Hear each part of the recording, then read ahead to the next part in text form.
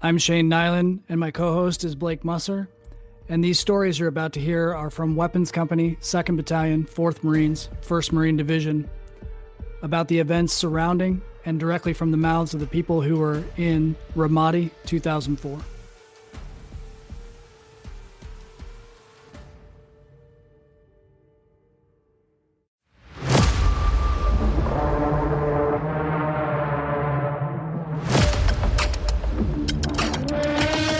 Cool, man. So everybody who you are.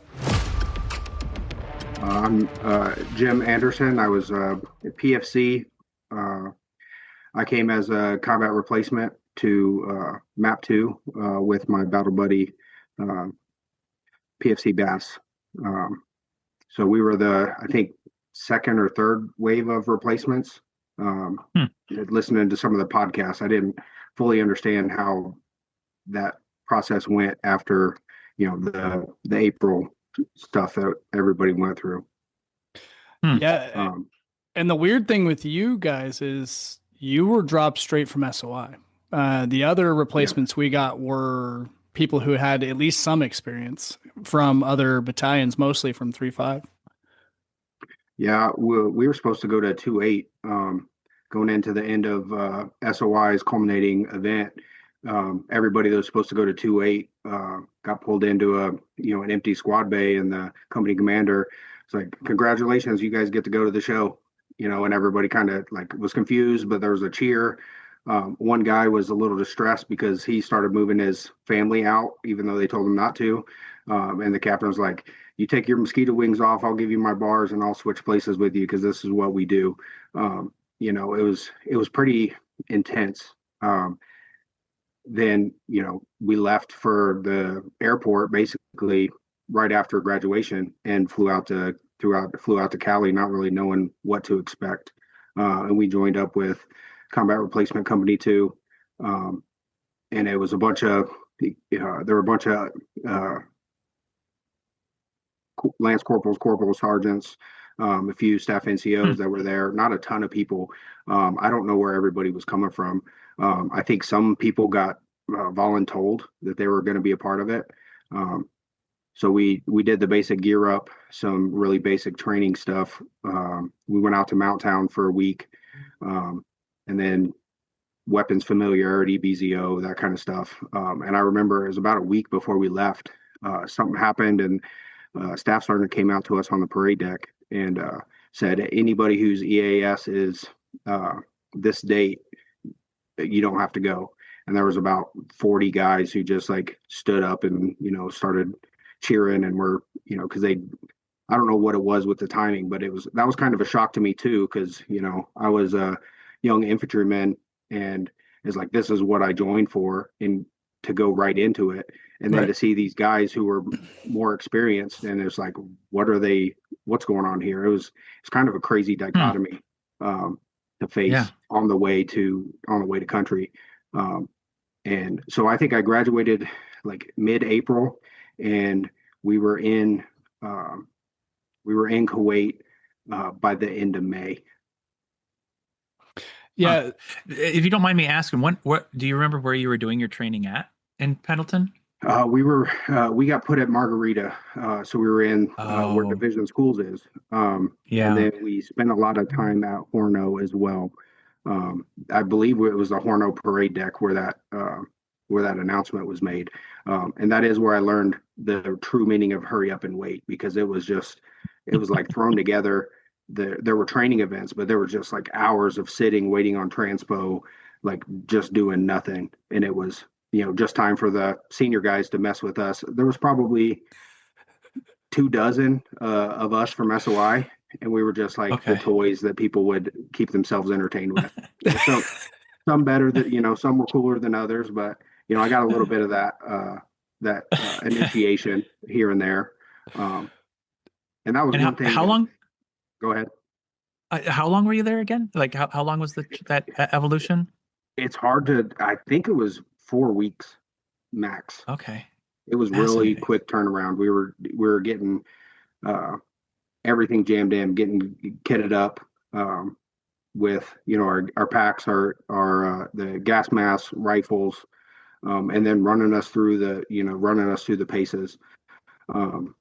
And we Did you didn't bring know, that gear over? Yes. Really? Yep. Okay. So I arrived with a pack in my sea bag, when I flew Okay. in on a helicopter to Hurricane Point. Me and Bass, and I think there was about, I was trying to remember this the other day. I think it was two people per company. Most of them were guys that I went to SOI with, but one of them was Corporal. I can't remember his name. He crossed deck to 2-5 and passed away. It just left my mind just as I was about to say it. Clark? Uh, hmm? Not Clark. Ryan? Yeah, I think Yep. it's talking about Ryan. Yeah. Yep. Yep. Hmm. Huh. Let's.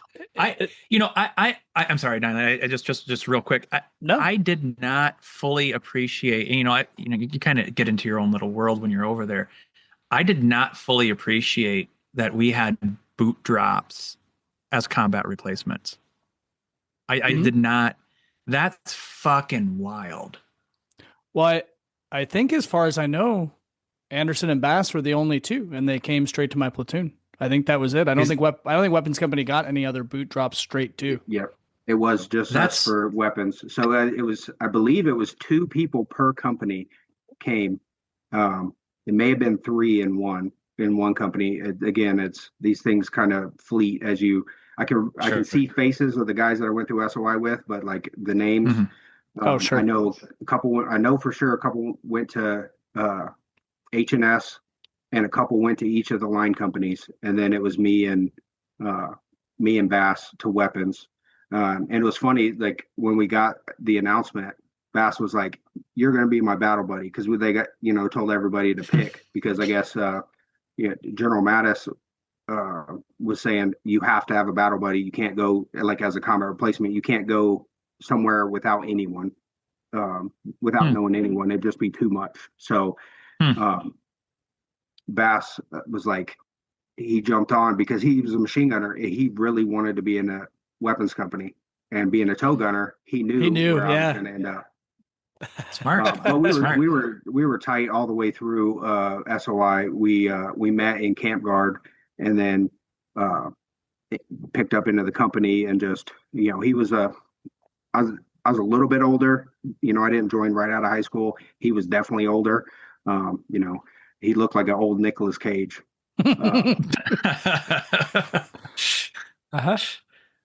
So, but it ended up working out, and we went to Kuwait and then into Al-Asad. We spent a couple weeks in Al-Asad, and just kind of people filtered out as people got assigned to units. So we just were sitting there just not knowing where we were going or when, just kind of tootling around Al-Asad, and we'd have check-ins throughout the day, and then it's like all of a sudden it's like, all right, you're up.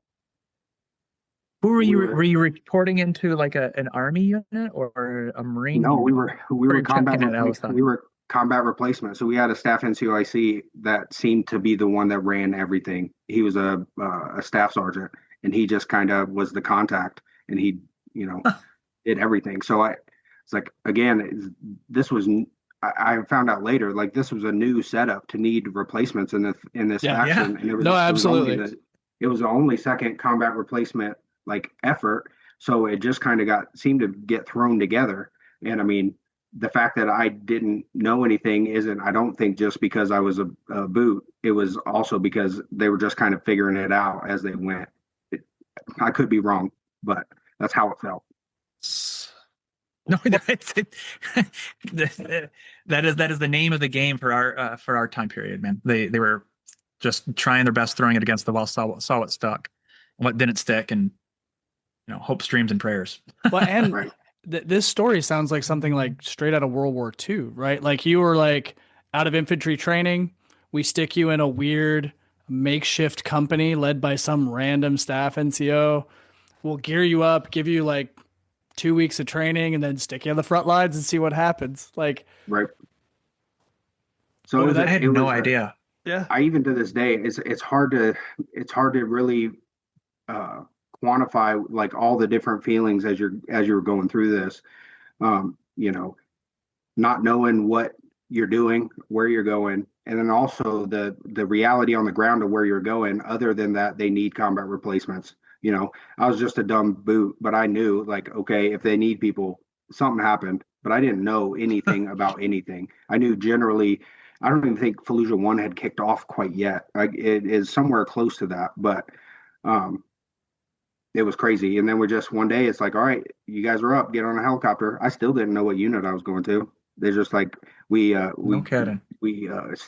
they put us on a helicopter to TQ, and then we sat there for a while. It was like the middle of the night, and then they're like, all right, you guys, and counted us out. It was like, all right, it's time for you to get on a helicopter.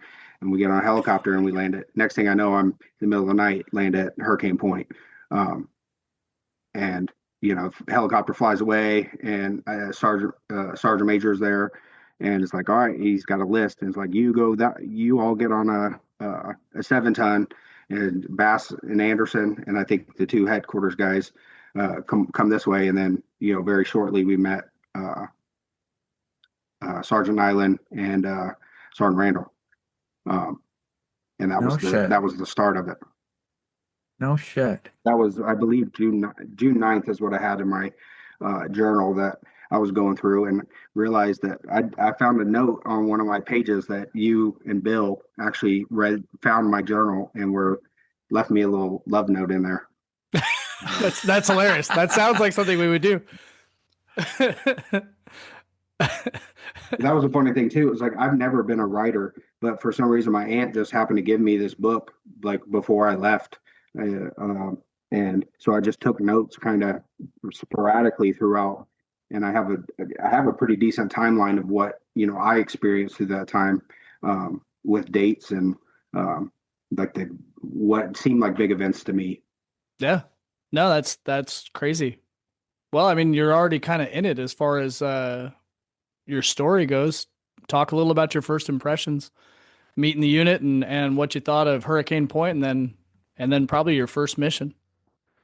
Well, it's dark. I didn't know where we were. I had no frame of reference for how big the base was on. It was like nothing. We just walked down a short distance and we got to the hooch.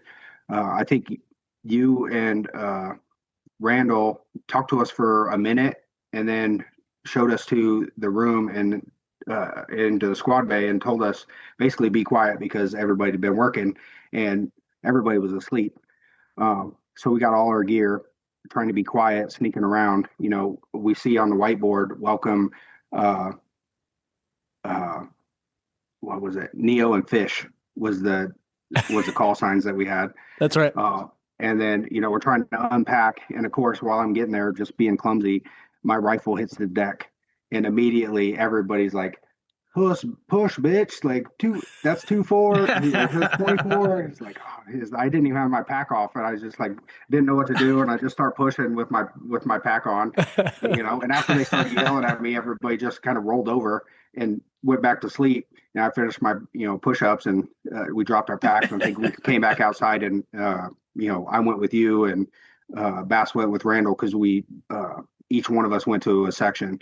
But it was like, again, that culture shock in that moment. I knew you guys had seen some stuff, so to me, like, you were all legendary when we walked into it, and I was trying to find my place, but also live up to something, because you guys had already seen what is the culmination of an infantryman. From my perspective, it was surreal in a way. And then also, I did have the awareness to know that I was the most junior person in the company, because Brian Bass he was a PFC out of boot camp, so he was senior to me. And then even while we were there, he got promoted to Lance Corporal. I think him and Newmeyer together. And then I was the only PFC in the company. So it was like, if they needed more than one body, I knew it was me. And so I seemed like I was on every single working party that happened the whole time I was there. I don't know if it was purpose, but it seemed like my fire watches lined up to right before we left for mission and immediately when we got back. I don't know who was in charge of that, but I swear every single time. That was on you guys, man. We I didn't concern myself with Firewatch. I Right. just wanted to make sure there was one. So whatever you guys did to arrange it, that was on you. Well, I was It's holding it down most of the time, so it was good. it's funny you mention the call signs. We got your names, I don't know, 2 hours before you got there, maybe 4 hours before you got there. And we're like, oh shit, we got to give them nicknames like before they even get here. And I was like, well, Bass is easy. And we're like, yeah, we'll just call him Fish. I think Matroka is the one that figured that one out. He's like, we'll just call him Fish. He's like, it's a fish anyway. We'll call him Fish. And like wrote that down. And we're like, what do we do with Anderson? Like, who knows? We don't know anything about this guy. And then somebody was like made the Matrix like voice, and they're like, Mr. Anderson. And I was like, oh, that's perfect. All right, yep, we'll do Neo. And then we're like, that's way too cool of a nickname for a new guy. And they're like, fuck it. That's fine. We'll write it down. Right. Well, I had that same thought. Like when I came in, I was like, no way my nickname is that cool. Like coming in, and I was like, I was pretty stoked with it. Of course, it didn't last very long, unfortunately. No. It got superseded pretty quickly. Not immediately, but pretty quickly. Yeah, we used so much unsecure comm, and it's an old.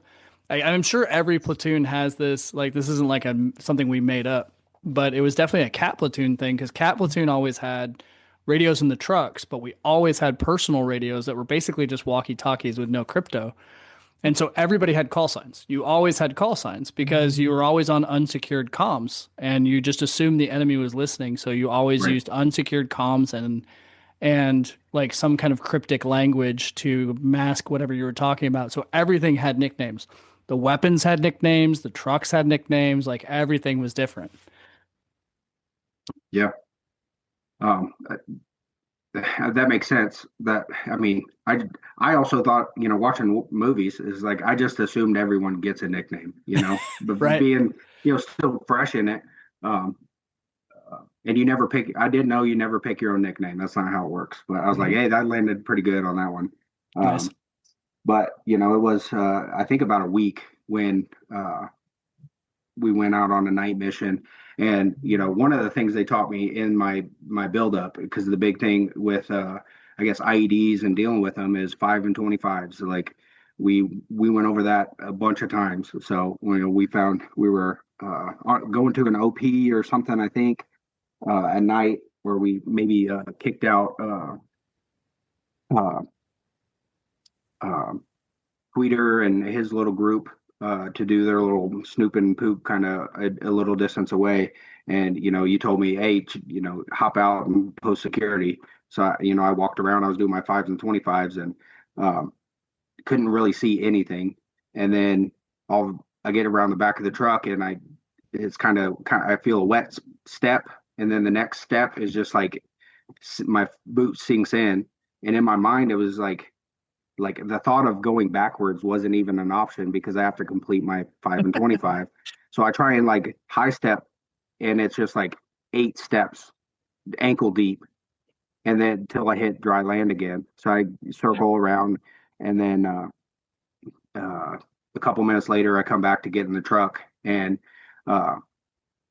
it's almost immediately it's like, what is that smell? I think you told me. It's like, what is that smell? And I was like, what? I don't know. I don't know. He's like, did you step in something? It's like, yeah, I stepped in a puddle, I think. And he's like, this is Iraq.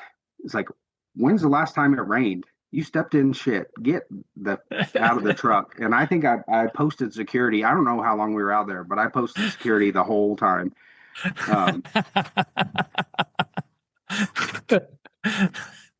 And so we got back in the when the sun came up, and you had Doc Bundy, I think, like check out my feet. And went over and I had to wash out my boots and stuff like that. I still have those boots actually. I mean, they are legendary, but Right. I thought about getting them bronzed, but never went through with it. So Doc checked me out, making sure I didn't have any parasites or whatever.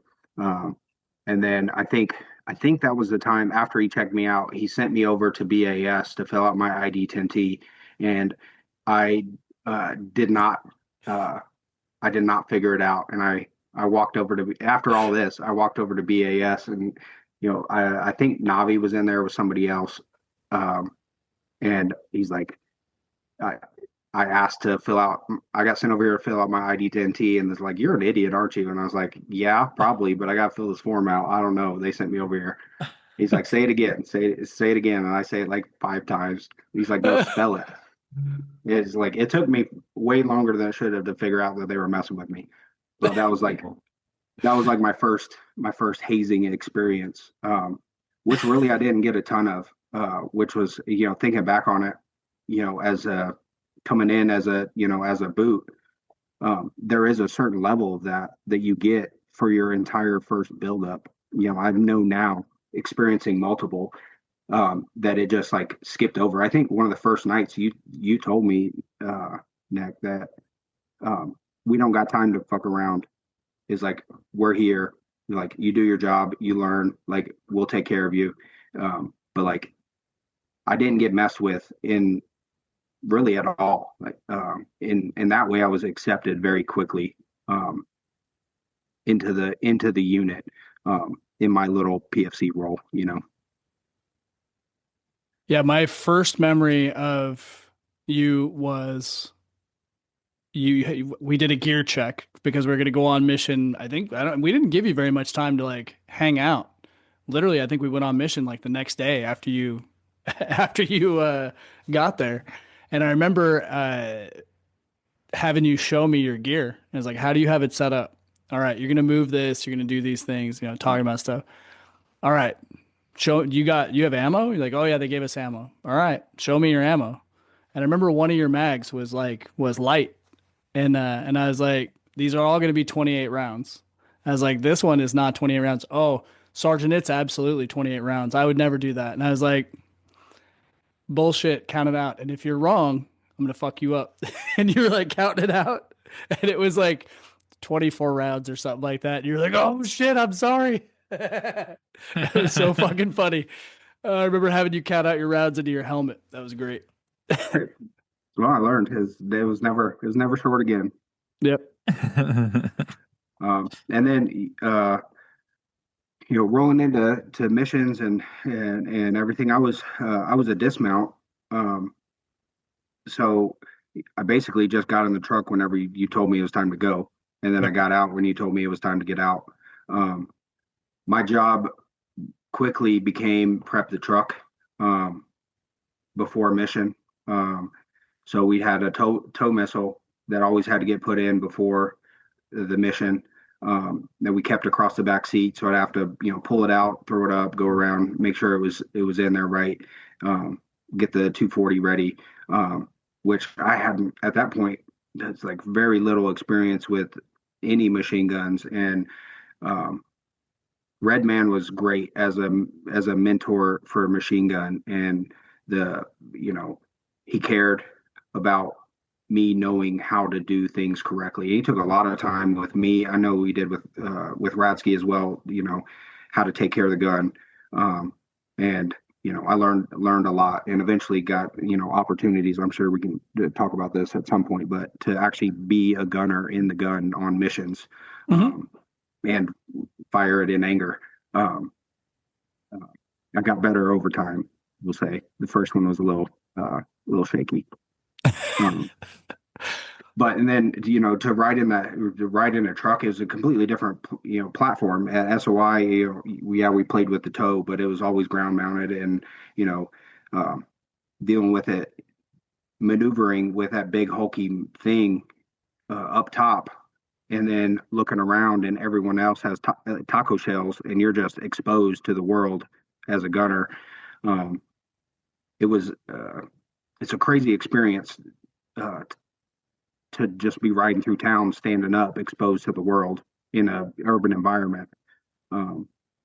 It's like, that's what, one of those questions, like, what do people need to know about the experience is like the density of that city is like you play video games now, and it's like, I've played, Call of Duty and stuff like that, where you're competing against people, and it's like, oh, you got a few windows and things like that that you got to watch, and people can snipe you from. But when we were out there, it's nothing but windows and rooftops and alleyways. It's everywhere, no matter where you go, in every direction. And you got your guns running down the street, and your front's pointed front, back's pointed the back, and then you're alternating as you drive down the street. But that's like such a small percentage of the actual degrees of threat. It's like there's no way to look at every danger. It's just like a lot of times what we had to do is wait till we got contact, and you're like, and hopefully you could see where it came from.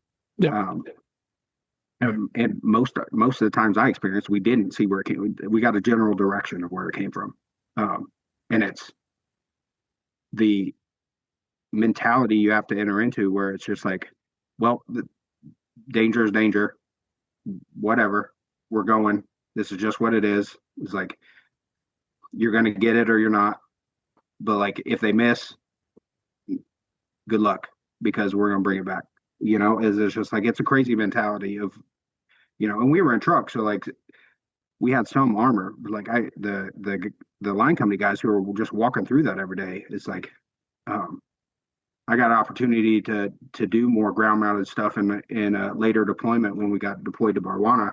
Mm-hmm. It was definitely a smaller town, smaller urban areas, but still, it's, I want to be inside the truck. After that experience, it's just different. It's like it's my safe zone. I still can sleep in the truck, like at the fall of the hat. If I, if I can't go to sleep, I'll just go sit in the driver's seat and I'm out like a light. Dude, yeah, that's absolutely a weapons company superpower is passive. You give me a flak jacket, I can just huddle down like a turtle, and I'm out. Yeah. Oh man, that was no better naps, man. Yeah. Yeah. Well, you were kind of talking about contact a little bit. Do you remember the first time you took contact and how long it was after you got into country? So what was it? The first time I was in what I would call an ambush was uh, it was a rocket that got shot at us. Uh, it was pretty late.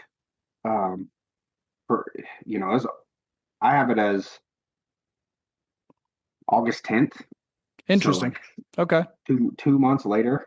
Okay. That's not what I remember for you, but I'm curious to hear your story. So go ahead. So we were driving back from some mission, and we're on Michigan. Let me see if I can find my note on this too. We were near the OPs, and a rocket came across, and I think it actually hit Swede's antenna, and Bill was in the gun. We kind of stopped quick, and but the first two trucks kept going. So then we had to run down there and catch up to them. So I think that was the time we turned around and came back after that. Okay. But I remember it was Bill. Bill was in the gun, and the RPG missed, and I think it hit the antenna of the truck, and I believe that was August 10th. Okay. Yeah, I mean, I do remember that engagement. Tell me a little about that. I feel like you were in the gun at that one. I think I was in the gun. So that might have been the first time you got engaged while you were in the gun, because that's what I remember, but that doesn't mean anything. Memory is weird. Right. But I don't think we actually returned fire on that one. I think we stopped, and maybe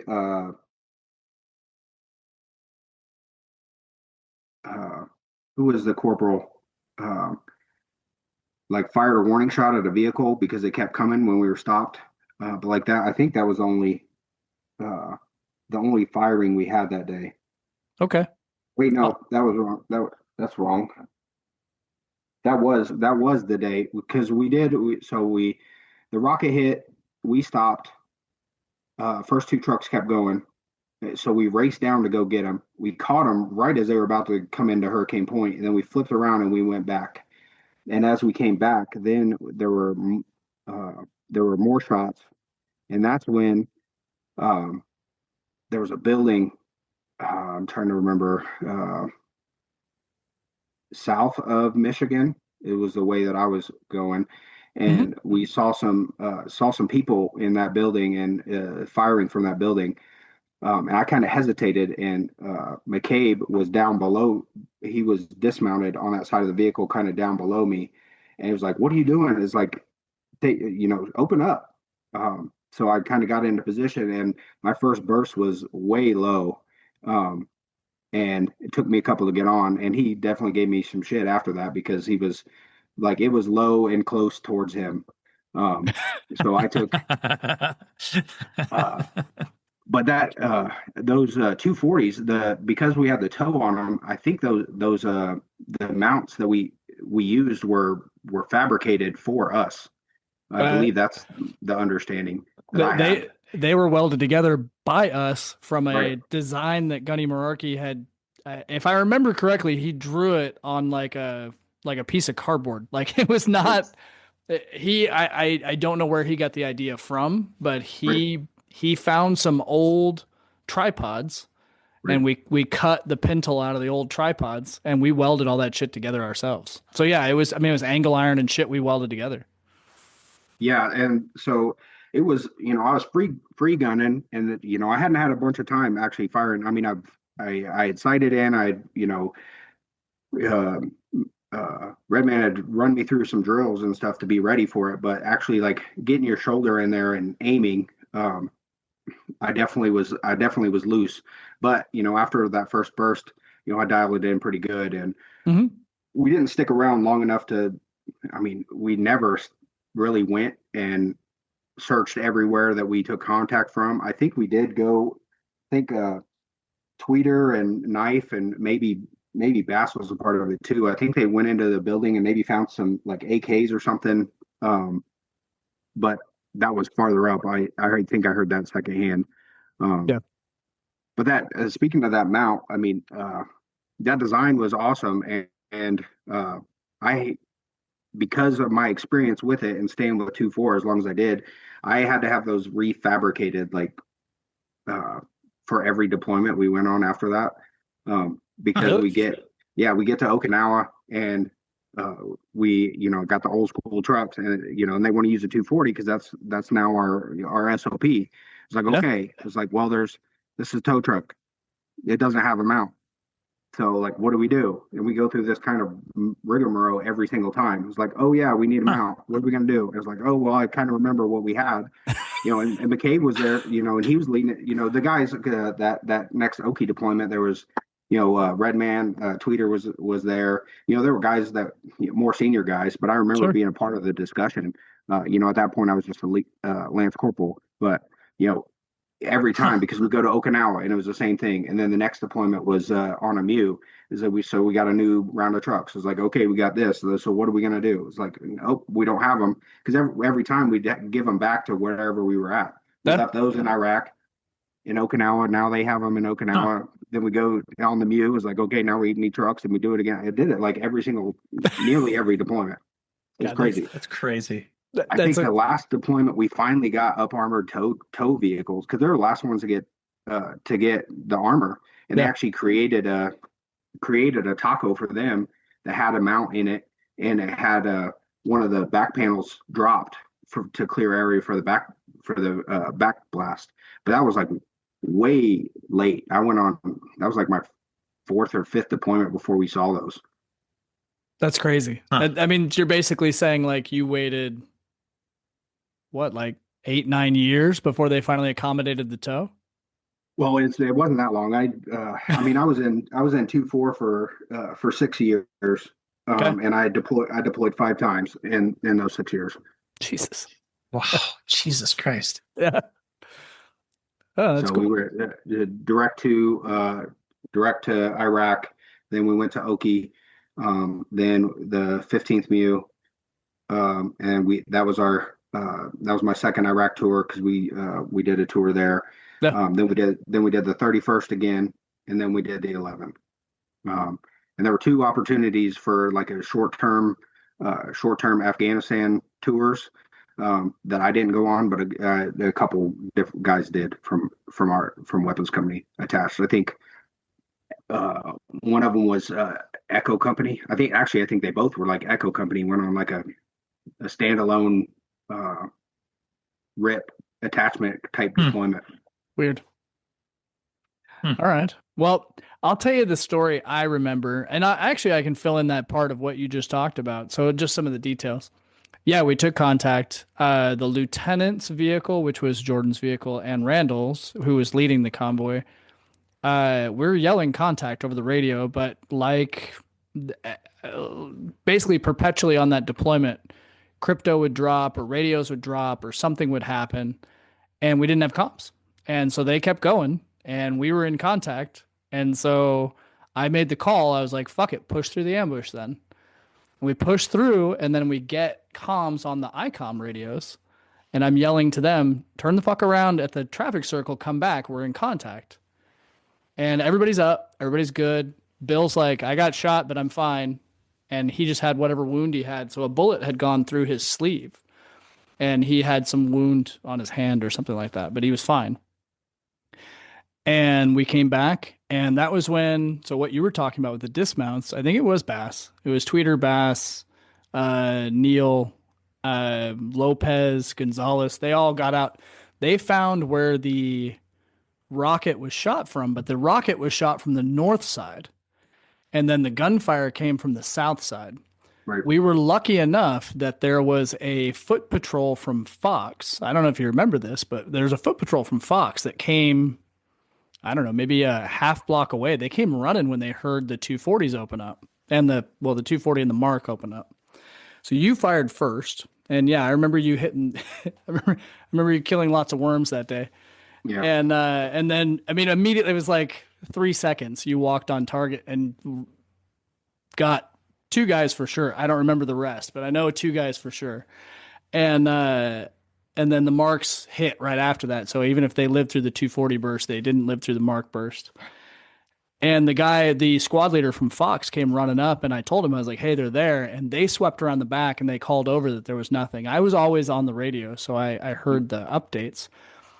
But they cleared the guy with the rockets, whatever. He was dead, took care of that. And he had like a bowl of grapes and water and all that set up. Like he was planning to be there all day. Like Right. I don't know. I don't know what their plan was. The first contact I remember with you was much earlier than August 10th, though. So we had gone out on a mission to underneath one of the OPs. I think if I remember correctly, it was OP Hotel, but I could be wrong. But the reserve group, there's 3 trucks from the reserve unit that came from Blue Diamond, and they were in the city, and they were requesting support. And we met them out there, and they started taking very accurate sniper fire. And this was after, because we were already calling you shit boots by then. So you were you were officially shit boots. Yeah. And I remember you getting out and the sniper shooting at you. And this was in June. I don't remember what day in June, but I know. And I remember I'd be like, God damn it, shit boots, get down. They're going to kill your ass. And you're like running and like ducking back and forth, and then finally got like actual cover. And then the sniper moved on to a different target, but they're shooting at you. That was definitely not in August. And that was like very early, because I remember you were like, what the fuck? And they were snapping over your head. I don't remember that at all. Oh, okay. That's all right. That's good. That's why we're here. We have shared memory. But that was literally, I mean, I remember the mission where you jumped in the shitter trench, and that's how you got the name shit boots. But like it was maybe a week later was when we switched from night to day. And we had that daytime mission to back up. It was 325 was the reserve unit that had 3 trucks out there. And we got there and they bugged out. That was the other thing that pissed me off, is like they were taking accurate fire, and they're like, oh, you're here, see you later. And they took off. Right. And we never did get that sniper. We fired back, but I mean, I don't know that we ever hit anything, because I don't think we knew where we were shooting at. We were just shooting. Yeah, I don't remember that. I don't have a memory of that, even as you describe it. I remember vaguely, maybe around that time, a little bit after, is like we were at the Iraqi police station, and there was some sniper fire there while we were waiting. and I thought I saw maybe where it came from, but I wasn't confident enough to like really pipe up and do anything about it. And it stopped immediately. Um, um, I don't remember. I think somebody returned fire with a rifle, and then it was like done.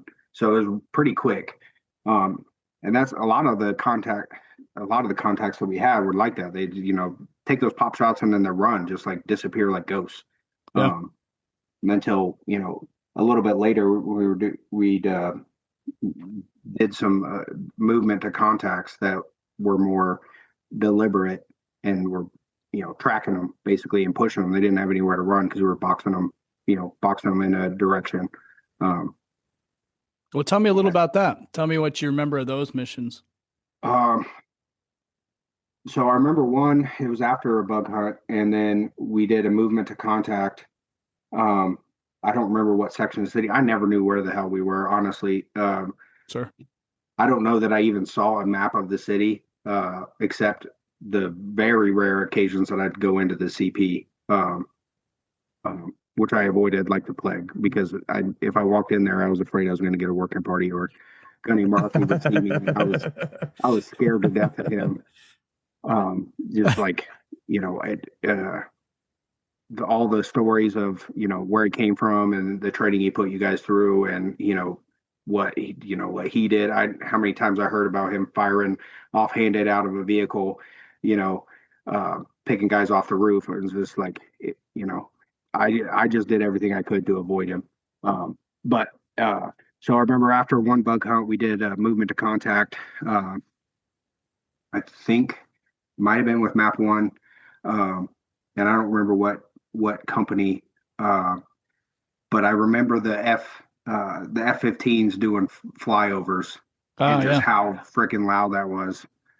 It was like, I don't know if I've ever been as patriotic as in that moment. You're like, hell yeah. They didn't shoot anything, which would have been cool and different, but like just having them do a flyover is like shook your bones. It was crazy. Yeah.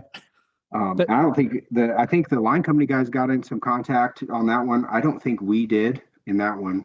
But I know there was another movement to contact that we did, that we did end up engaging as we pushed because we were pushing them towards the edge of the city. As like once you were past the city, it was just kind of like a big hill.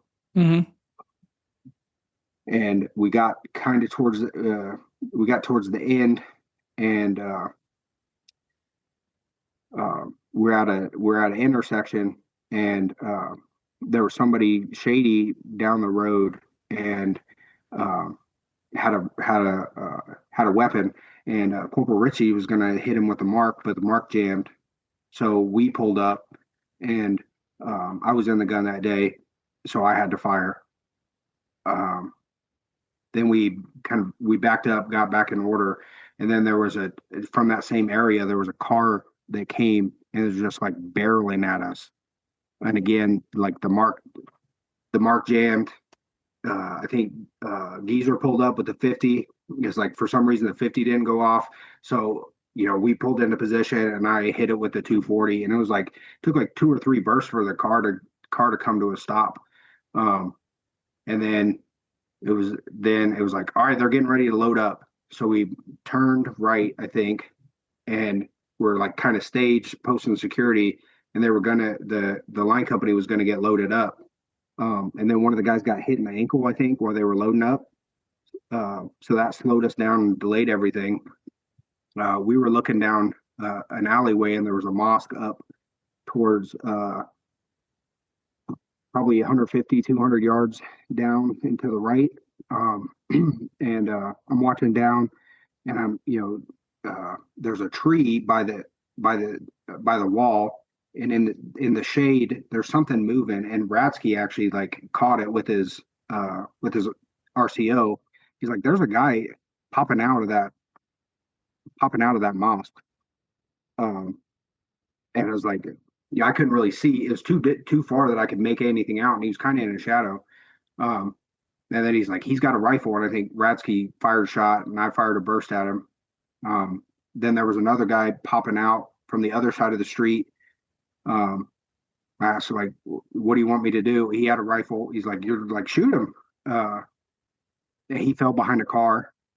And then he was like, you could see him kind of behind the car. And he was laying there. Then he started moving, and then there was more shots.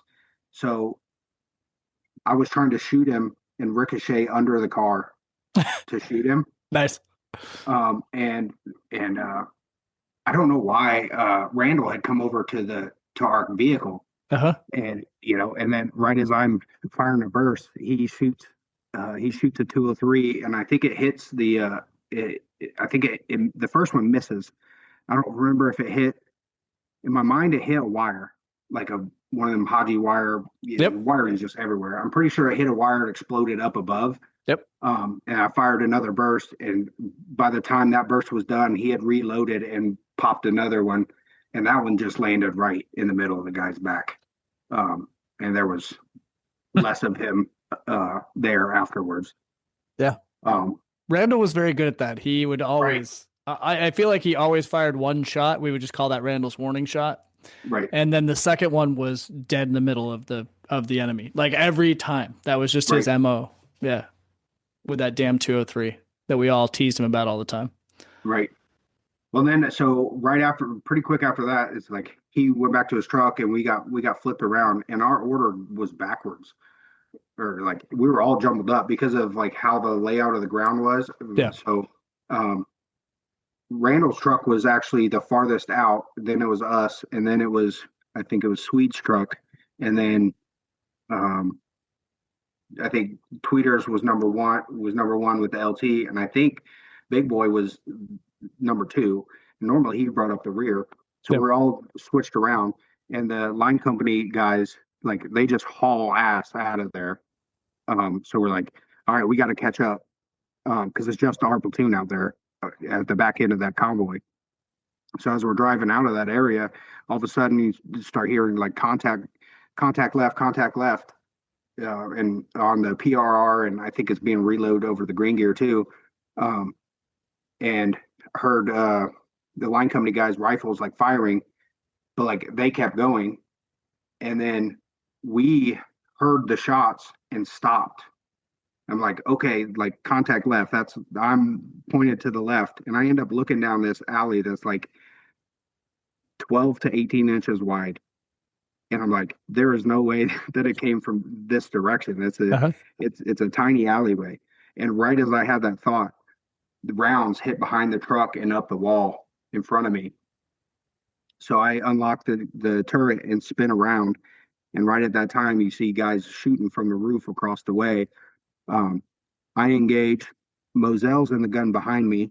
He has a clear shot. So we get talking guns on the 240 going for a couple seconds. And at that same time, Swede's truck is backing up, and Monroe is in the gun, and he starts opening up, but like he doesn't have a clear shot quite yet. So he's like hitting the building in front of him as he clears the corner and like walks onto this group of, I think it was like two or three guys up there. And just, I remember right about that time, somebody, because there was a stairway on the outside, so there's like a lower level roof and then an upper level roof. One of the guys decided that he was gonna like get up and run up the stairs. As like I watched it, just like boom, boom, boom, boom, the 50 cal come across as he ran right into it, and it was just like he just fell into two pieces. It was crazy.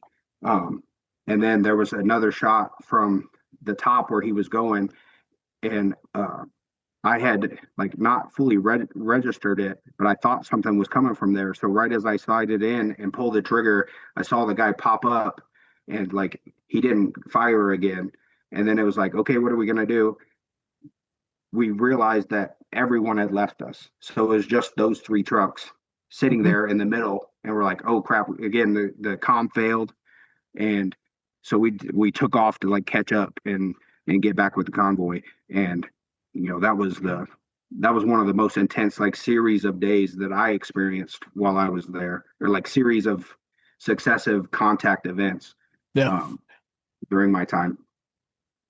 And that was if I remember, I mean, you may have to correct me, but if I remember correctly, that was like mid-August. We were doing it was hot as shit. It Yep, was like it was. 100 and fucking 30 degrees out. People were having to get IVs after these missions and I just think we originally got called out to a medevac that day, but when that we got there, they had already been medevaced, and they're like, "Well, since you're here, let's do this." yeah. Yeah, that happened all the time. And same thing, when they were already loaded up in 7 tons, they didn't want to get a 7 ton hit, right? Because that was Right, a huge target, however many 20 right, dudes or whatever were in there. So they would bug out immediately. And it was our job to like take care of it. So we would right, stay. Yeah. right. I just remember like the comms failing at those inopportune moments is like, you Hmm. know, we're already exposed, but being three trucks alone in the middle of, where we've been getting contact again, surrounded by buildings. That road wasn't even that wide. It was like, um, you couldn't have, in sections of that road, you couldn't have fit two Humvees side by side to Right. traverse that Right. road. That's how tight it was, which is why, I know why the 7 tons were trying to get out of that area as fast as possible. But, you know, I wanted to, I wanted to get out of the area, but I also wanted to you know, Right. fight the guys there, or while they were interested in fighting, because they weren't always interested in sticking around and having a having a slugfest. Yeah. You guys got to experience that in a way that I never did, and that was something that I always felt kind of, I don't know, not fully part of the unit isn't right, but there's like something that I missed out of being a part of. I spent a lot of time in the smoke pit. I just sit there and I'd listen to all. I felt like I knew a lot of the stories, but like I always kind of missed out. And then even after, as you guys would like sit around and tell stories, in your mind sometimes it included me and Bass into the story. You're like, yeah, you guys were there, you remember this. I was like, well, no, well, actually, we weren't there yet. So like I think from your guys' perspective, it never separated us. But Right. like I felt the separation, whether deserved or not, because I wasn't there for the whole thing. Yeah. April was intense. I would never say that it wasn't. And it was definitely unique. But I mean, you probably don't even remember half the firefights you were in. That's my guess. Because again, and me and Blake have gone over this privately without being on recording, but it was basically every single day a weapons company platoon was in heavy contact of Right. some sort, either Yeah. an explosion or multiple daisy chained IED that either broke equipment or wounded someone, or an actual gunfight where you return fire, not just took pop shots. Everybody took pop shots every fucking day. I don't think that ever didn't happen. And Right. same thing with indirect fire. Indirect fire was every other day, Yeah. every third day, I think is, Yeah. at a Yeah, minimum. I did. I definitely I didn't. I realized when I went back and I read through my journal is like I know we were getting it all the time. Yep. That and I didn't even note it because it was just Right. like, Why would oh, you? it happens. Like I remember it was very quick that I heard I got to the point where I heard an explosion and it was like, well, it didn't kill me, so that means I don't have to do anything. So you just roll back over and go to sleep. Yep. And I tell people that and they're like, look at me like it's are you insane? Like, what are you talking about? But it was just like, yeah, that's just how it was. It's like, unless we were on QRF, mortar that didn't hit you meant that you didn't have to do anything. Yeah. Yeah. Yeah. Well said. That's exactly right. But anyway, my point of bringing up all that sort of like the tempo of everything was that while maybe you missed the 1 or 2 days of April, you were in more combat and more contact than damn near every other unit in the Marine Corps. And maybe for the rest of your deployments, I don't know. You'll have to tell me. That would be up to you. But I mean, this was a consistent thing and not something that Right. you didn't miss much. Well, and like I said, that was maybe my thing, and I recognize that Sure. as also because, like I said, then in a way I raised you guys up on a pedestal. One being a boot, and you have a tendency to do that to your seniors already, but in that situation as well, being like in it, in a way that, like, I quickly realized how intense it was what you guys were doing. And then we were hearing, juxtaposed to Fallujah, it's like, well, we're facing the same kind of things, and nobody talks about Ramadi. Sure. But we did, I would say, equivalent in a bigger area with less. And, I'm proud to be a part of that. In any way, but it was, I was trying to live up to the standards that you guys had set, and I tried to carry that on into our unit into the future as well. With the guys that were there that stayed on through different deployments as well. If you like what you've heard, this is a multi-part episode. Make sure you listen to the rest of the story.